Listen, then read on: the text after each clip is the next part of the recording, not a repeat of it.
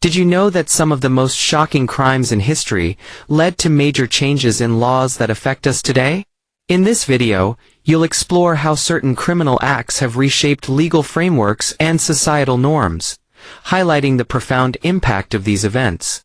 Sometimes it takes a tragedy or a heinous act to expose flaws in our legal systems, flaws so deep and unexpected that the only solution is to rewrite the rules. These are the stories of crimes so impactful, they forced society to rethink the law itself. Before we begin today's story, please let us know where you are viewing from. Please remember to subscribe if you like this video. Our journey begins in the late 1960s with the story of Kitty Genovese, a young woman brutally murdered in Queens, New York. Kitty's death wasn't just tragic because of how it happened. It was the shocking detail that 38 witnesses allegedly heard or saw parts of her attack and did nothing that gripped the nation. The public outrage was immense. How could so many people witness a crime and fail to act? This chilling event exposed a gap in public responsibility and prompted the creation of the 911 emergency call system. Prior to this, there was no standardized way for citizens to quickly alert authorities in an emergency. Kitty's murder led to a widespread reevaluation of bystander responsibility and the duty to help others in danger. Laws didn't immediately change, but the cultural and procedural shift was monumental. The concept of the bystander effect became widely studied, and municipalities across America rushed to implement fast response systems. Next, we travel to California in 1993, where a 7-year-old boy named Polly Klaas was abducted during a slumber party. Her disappearance triggered a massive manhunt and national media coverage. Tragically, Polly was found murdered by a repeat offender named Richard Allen Davis. Davis had a long history of violent crimes, but was out on parole. The public outrage was immediate and fierce. Why was a repeat felon free to commit such a heinous crime? The answer led to a legal revolution: California's 3 strikes law. Passed in 1994, the law mandated severe penalties for repeat offenders. 3 felony convictions could mean life in prison. While controversial and criticized for contributing to mass incarceration, the law marked a significant shift in how repeat offenses were punished, and its ripple effect led many other states to adopt similar measures. Now let's examine a case that changed how the law views domestic abuse and self-defense. In 1989, Francine Hughes set fire to her house in Michigan, killing her husband, who had abused her for years. Francine's story was horrifying: years of physical and emotional torment with little support from law enforcement. When she finally snapped and killed him while he slept, she turned herself in. At trial, her defense was one almost never heard before: battered woman syndrome. The jury acquitted her, and her case brought national attention to the plight of domestic abuse victims. It forced the legal system to recognize the complex psychology of abuse and led to changes in how courts handle domestic violence cases, including the use of expert testimony on psychological trauma. Her story became the subject of a best-selling book and a movie, turning her into a symbol for battered women's rights. Laws were updated to include protective measures for abuse victims, and self-defense laws began to acknowledge prolonged psychological abuse as a legitimate defense. Fast forward to 2002, when the Washington, D.C. area was paralyzed by terror. 2 snipers, John Allen Muhammad and Lee Boyd Malvo, targeted innocent people over a span of 3 weeks, killing 10 and wounding 3 others. The randomness and cold-blooded nature of the attacks were shocking.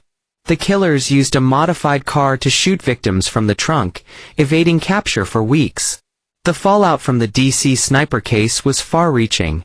Not only did it lead to improvements in interagency communication and real-time tracking systems across jurisdictions, but it also sparked debates on juvenile justice.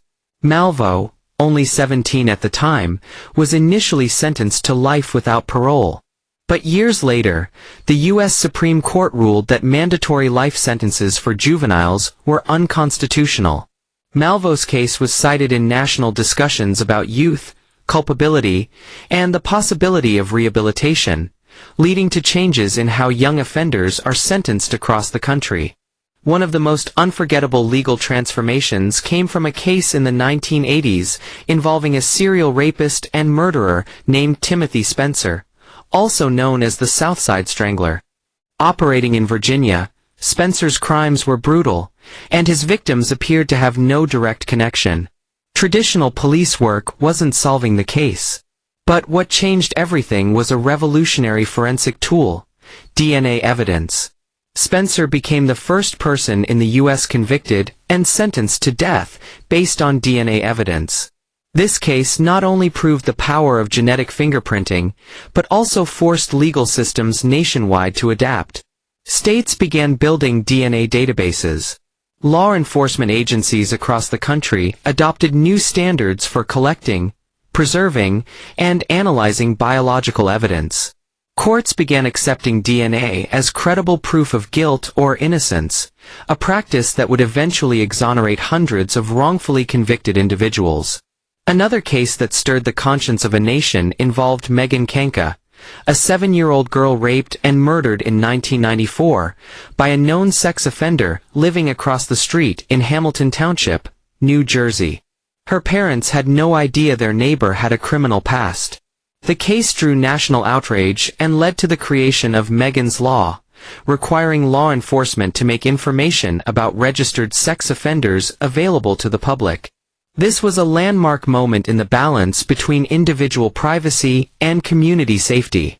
Megan's Law was soon adopted by every state in America and eventually became part of federal legislation. It reshaped public notification policies and inspired the development of online sex offender registries. The tragedy of Megan's death made communities demand transparency, and lawmakers had no choice but to comply. In 2007, the Virginia Tech shooting sent shockwaves across the country.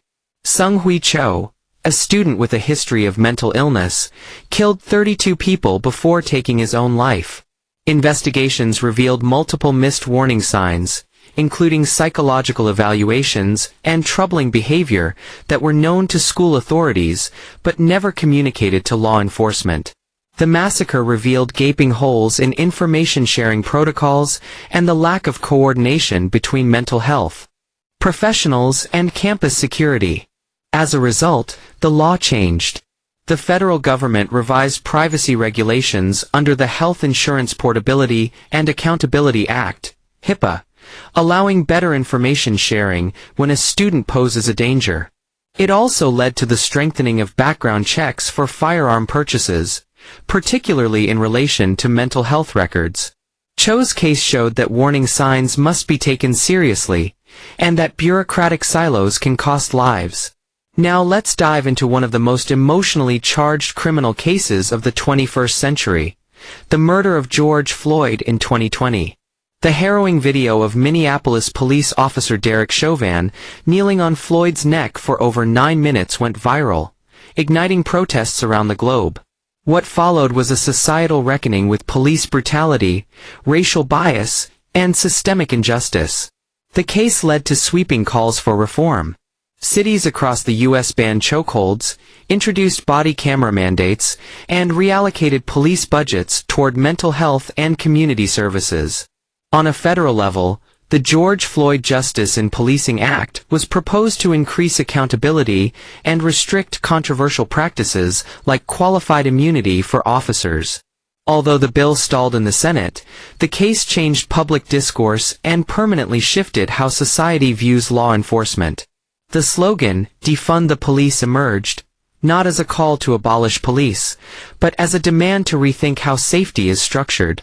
This moment was less about a single law and more about a tectonic shift in how communities demand justice. From here, we return to 1996 and the heart-wrenching case of Amber Hagerman, a 9-year-old girl kidnapped and murdered in Texas. The crime itself was horrifying, but the response it generated became a beacon of hope for future missing children. Within months, law enforcement and broadcasters launched the Amber Alert system, an emergency response designed to quickly disseminate information about abducted children. Today, Amber Alerts flash across phones, TV screens, and highway signs, notifying millions within seconds. It saved countless lives. The idea that time is of the essence in child abductions is now deeply ingrained in law enforcement strategy, thanks to Amber's legacy. Her case showed the power of rapid communication and community involvement, changing how missing children cases are handled forever. Then there's the story of Brock Turner, a Stanford University student convicted in 2016 of sexually assaulting an unconscious woman behind a dumpster. Despite the seriousness of the crime, Turner received a shockingly light sentence of just 6 months in county jail. The public was outraged. A letter from the victim, known as Emily Doe, went viral, detailing the trauma and injustice she experienced. Her courage and eloquence touched millions and sparked a national conversation about rape culture, victim blaming, and lenient sentencing. In response, California changed its laws. Judges were stripped of discretion in similar sexual assault cases, and mandatory minimum sentences were established for crimes involving unconscious or intoxicated victims. Brock Turner's case became a turning point in how the legal system treats sexual assault survivors, proving that public pressure can lead to swift legislative change. Finally, we arrive at perhaps the most important example of justice system evolution: wrongful convictions. The case of Anthony Ray Hinton, who spent 30 years on death row for a crime he didn't commit, is one of many that expose deep flaws in forensic science, public defense, and systemic bias. Thanks to the work of the Equal Justice Initiative and DNA evidence, Hinton was exonerated in 2015. His story, and many others like it, led to sweeping reforms in the way public defenders are funded, how forensic evidence is validated, and how eyewitness testimony is scrutinized. Organizations like the Innocence Project have since helped overturn hundreds of wrongful convictions.